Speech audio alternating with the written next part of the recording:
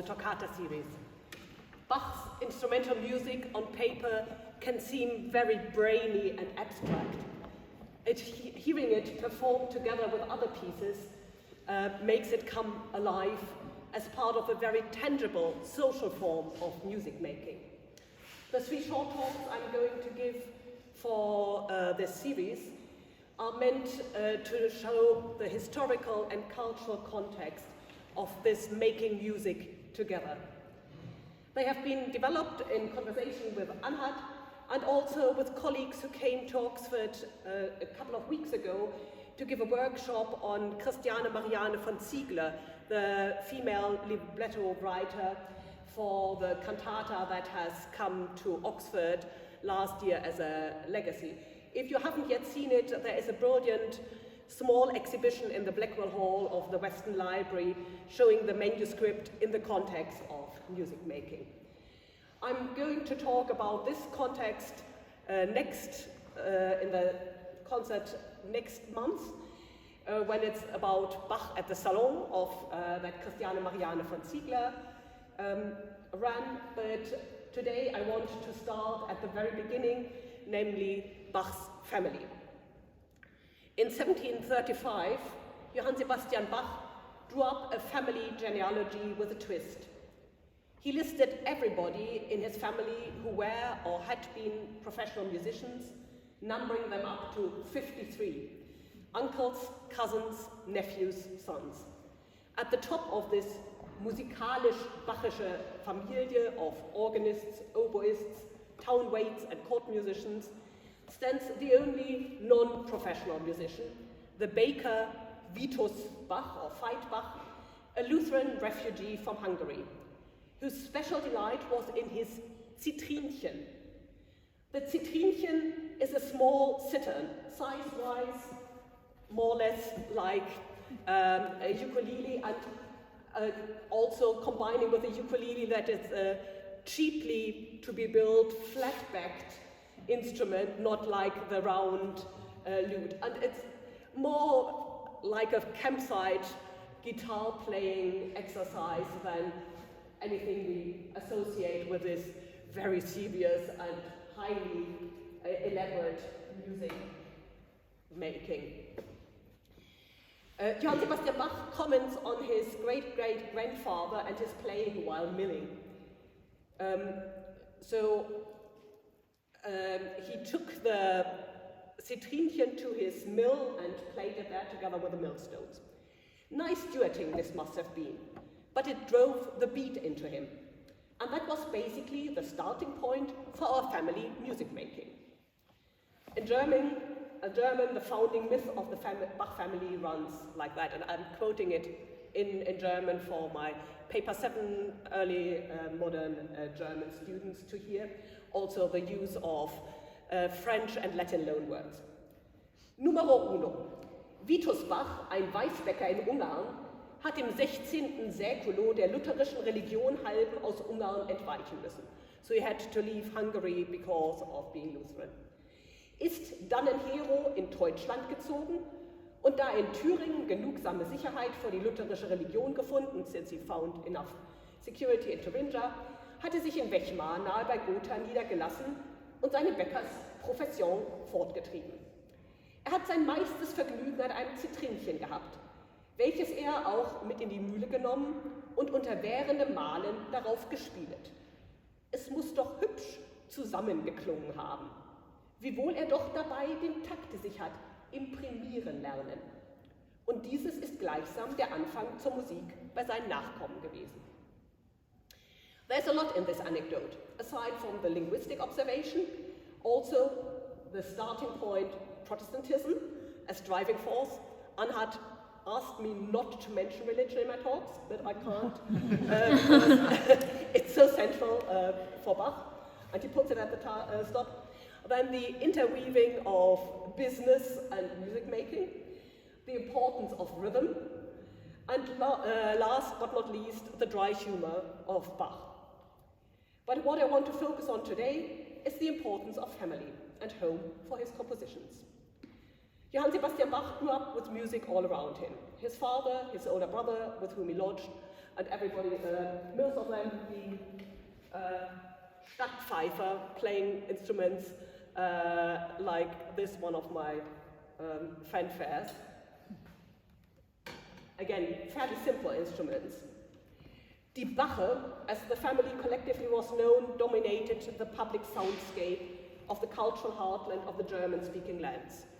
You heard the Stadtpfeifer at the high points of the civic calendar, the oboists at courtly feasts, and the organists leading the church congregation in worship. And they met regularly. There is a vivid picture of these annual family reunions in an early biography of Bach by Johann Nikolaus Forkel, who tells, "The various members of his family possessed a deep attachment to one another. Even when the family had grown considerably in number and had spread beyond Thuringia into Upper and Lower Saxony as well as Franconia, they continued these annual reunions. The usual meeting places were Erfurt, Eisenach or Arnstadt. The manner in which they spent their time during these gatherings was entirely musical. As the group consisted solely of cantors, organists and town musicians, all of whom were connected with the church, they first would intone a chorale. From this pious start, they would move on to jests that often stood in stark contrast to it. They sang folk songs, some humorous, some risque, improvising voices, extemporierte Stimmen, sung in harmony but with different texts. They called this form of improvised concord, Zusammenstimmung, a quodlibet. And not only did they themselves laugh heartily, but they also provoked equally irresistible laughter in all who heard them. The biographer reports that some claimed this to be the origin of the German operette. This is highly doubtful, but what this shows is the grounding of Bach's music in improvisation, community, and above all, sheer musical enjoyment. We know of at least 2 of the folk tunes for these quodlibets, which Bach used in his final Goldberg variation.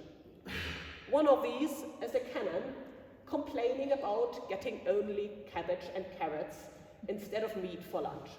Kraut und Rüben haben mich vertrieben, hätt meine Mutter Fleisch gekocht, so wär ich länger blieben.